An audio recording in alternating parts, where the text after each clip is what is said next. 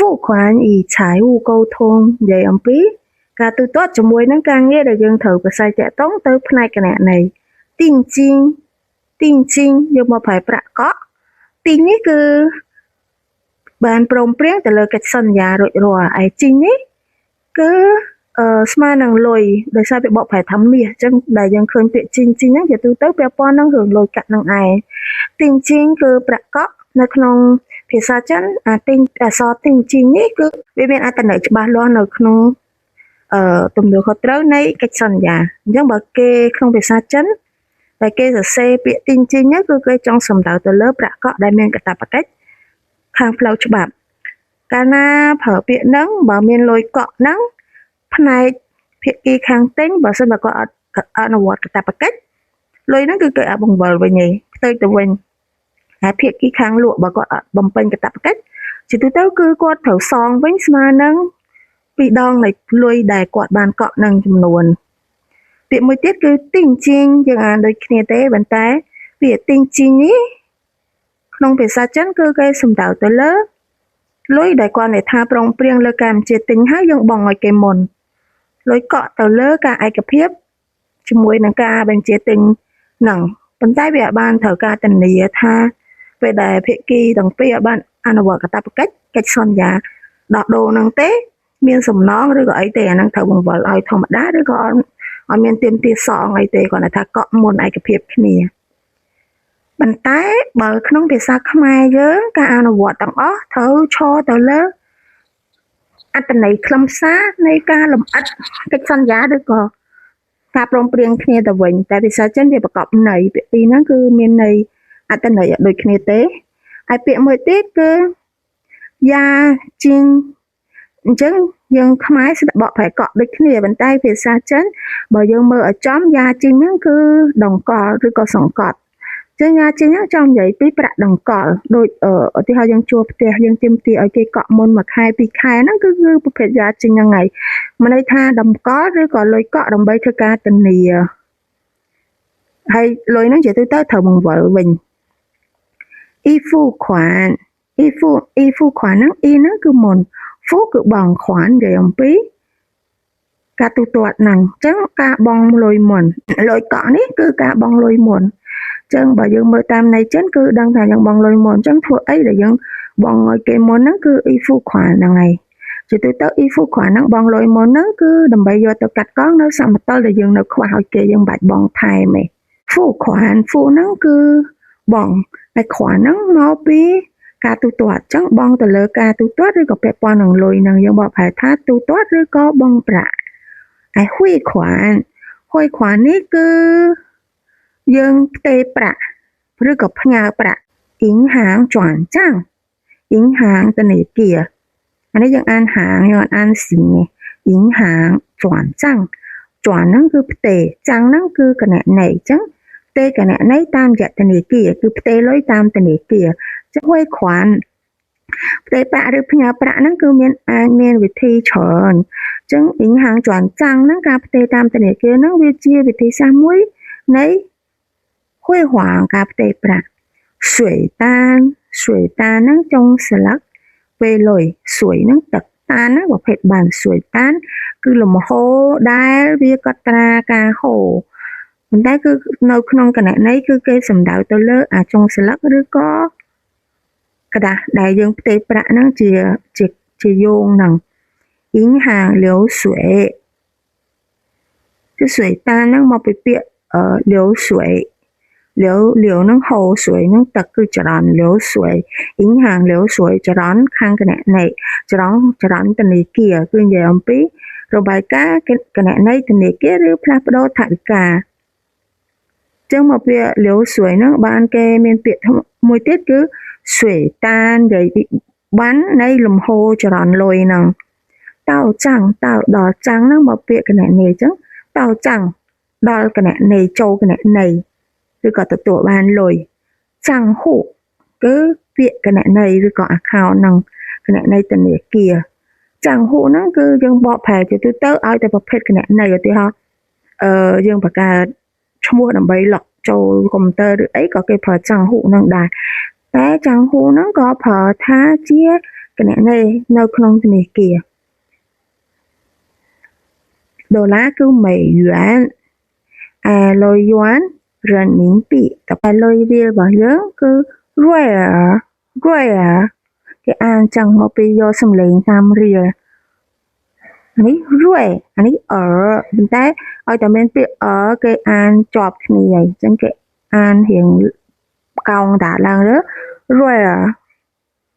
xóm riệp chấm thôi cả tu tuột chẳng xóm riệp chấm chỉnh an排tu tuột cứ phụ khoản xóm nhá trong sờ lạc về lồi cái trong sờ lạc về lồi cứ水单chỉnh pha送水单แต่ตัวบ้านการตูตรวจประหายจังอร่อยแต่เธอบองนั่งเธอตัวบานขวานเสี่ยงขวานโดยยังphụขวานโดยสร้างขวานต้องมาเปรียบขวานเสี่ยงนั่งโดยระเบียบเสี่ยงหมู่เรื่องหรือก็จำหน่อยหนังจังการตูตรวจหรือก่อนลอยได้จนหน่อยจะเธอตูตรวจนั่นคือcái hào tha khoản xiang ý sâu tạo lôi để thấu tu tọa năng tự tọa bàก็ยังบอกphải tha tự tọa ban ca tu tọaด้วยหายข้างกันไหนกำปงเตียงตรวจจังข้างกันไหนฉายกำปงเตียงตรวจthôi cảเป็นไม่ในทางกำปงเตียงตรวจคือกำปงตายthôi cảเป็นแจจังเปียเป็นแจคือเชื่อรันให้ไอเปียกำปง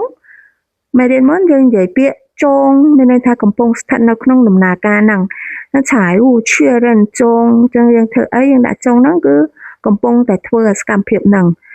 tiếng tết chưa rần chẳng trải chưa rần trông cái này nơi cầm bông thưa cả tiếng tọt sớm tiếng tết bỏ miếng cái này quạt nít cứ kê trong sầm đào tới lỡ ca chạy lằng vinh mình chạyไปchạyคือยังพอเชื่อเดินต่อไปเตียงตัวดำใบมือดังปอมเหมือนเราเข้าคือเกิดเถอะเหอตุ้ยคือเปรียบเตียงตัวดำใบมือทำเป็นปอมเหมือนข้อหรือก่อนนะชิงเหอตุ้ยจังหูซินซีส่งเตียงตัวปอมเหมือนกันไหนชิงเหอตุ้ยส่งเตียงตัวไอปอมเหมือนกันไหนคือจังหูปอมเหมือนคือซินซีชิงเหอตุ้ยจังหูซินซีส่งทั่วกับเตียงตัวเลิกปอมเหมือนกันไหนมันต่อไปบองลอยหายส่งจุนตะนังมาดาวปุยืงต่อไปบองลอยหายคือยังเผอฟู่ขวานเฮากลายบองลอยหายฟู่ขวานเฮาจุนตะนัง通知我们付款后通知我们กลายบองลอยหายมันต่อไปบองลอยหายส่งจุนตะนังหรือก็ปรับมาปุยืงสมสัวทาตาลอยเกาะบานตูตรวจให้เนอะ请问定金ตูตรวจ支付请问定金支付了吗สมสัวทา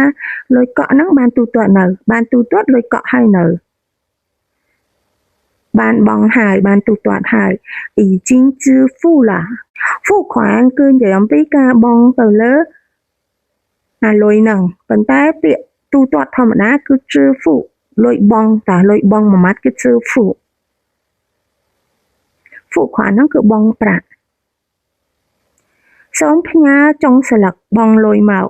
请发送银行水单สองพญาจงสลักเวลอยตะเนียเกียเหมาจัง水单คือจงสลักใต้ยังจงสลักเวเมียนเฉินในเกสมดาวแต่เลิกจงสลักตะเนียเกียจงสลักนั่นคือตัวเต้คือจงสลักตะเนียเกียยังก็อาจเผาเปี้ยแต่จะเอาชบ้าคือยังเผอ银行水单请发送银行水单สองพญาจงสลักตะเนียเกียว่ายังจงสลักเวลอย转账หรือก็付款水单จงสลักเวลอยหรือก็จงสลักบองประบาทหรือกระจายขยมนั่งพญาเหล่าhọเอาตาพญาฟ้าส่งคือพญาจ่ายเหล่าจะวิสกรรมเพลียมคือหมาสั่งhọตาหัวหมาสั่งฟ้าส่งบาทหรือกระจายขยมนั่งพญาเหล่าหรือก็ขยมนั่งพญาเพลียมตาอ่านลอยแต่เนื้อซอนั่งตัวเตนา什么时候支付ลอยแต่เนื้อซอคือจำนวนลอยแต่เนื้อกระตัวนั่งคือ尾款什么时候支付尾款什么时候支付ตัวมนต์จังตะนังยังเผอสกัมเพียบมนต์จิตตัว支付นั่นคือเผอเนื้อข้างเขาสกัมเพียบมนต์จังตะนังคือชูว่าเฉียนคือมนต์แต่ไปกลายคือเขา thu hoa tiền mình phải tranh tên ấy sư phụ thưa cả bằng thưa cả tu tốt nữa mình phải tranh tên ấy lời để nói sao nó mình phải tranh tên ấy thử năng tu tốt ao vậy sau mình chạy tại công hôn nè bạn riêng chấm về lối hay nợ xong thưa cả bạn chạy công hôn rồi bạn nè bạn riêng chấm thưa cả tu tốt hay nợ nếu bạn chạy lại cái nào sọp thì là chân chuyển chuyên人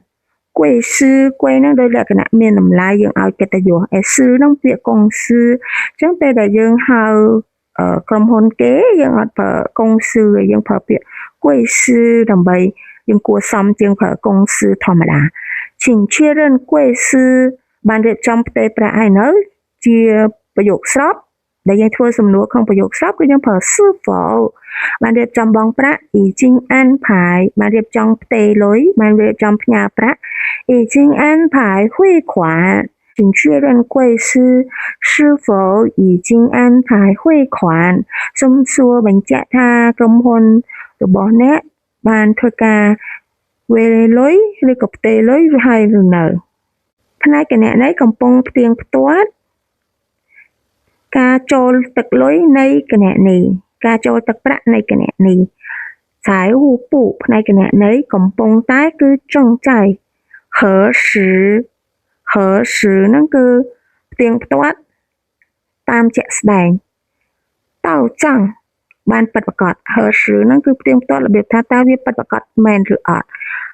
តើចង់ដល់គណនីឬចូលគណនីហ្នឹង情况ស្ថានភាពពាក្យខាងលើយើងមានរៀនពាក្យហើទុយហើចឹងឲ្យតែពាក្យព័ន្ធនឹងពាក្យហើនេះមានហើទុយហើឆាហើឈឺ